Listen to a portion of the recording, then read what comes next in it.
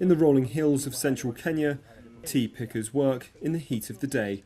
But many people here say they're unable to work, too old or still in pain from the trauma they suffered here 60 years ago, when thousands were arrested without charge, often detained for years at a time. As a punishment, we used to be made to dig trenches for long hours so that we would be totally exhausted and unable to do anything afterwards. So when they came to beat us, we wouldn't be able to retaliate. James was arrested by the British in 1953 and detained for 5 years.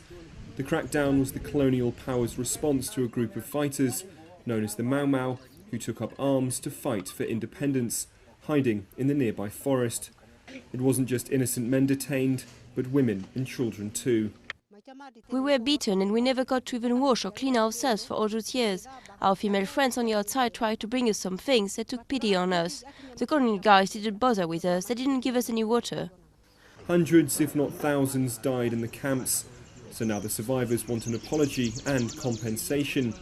Earlier this year, they want permission to sue the British government. 84-year-old Wambugu Nyingi is one of 4 test cases due in the High Court in London next year. He spent 9 years in detention and says he was tortured regularly. On one occasion, he was made to dig his own grave, but refused, and was beaten so badly the guards thought he was dead. I'd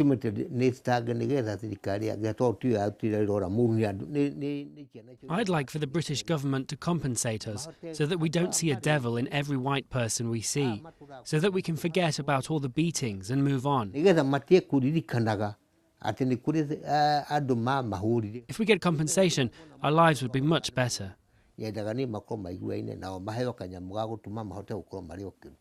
Wambugu has fought his whole life, first for survival, now in his pursuit of justice. In his 9 years in detention, he never appeared in court. Now he finally has his chance.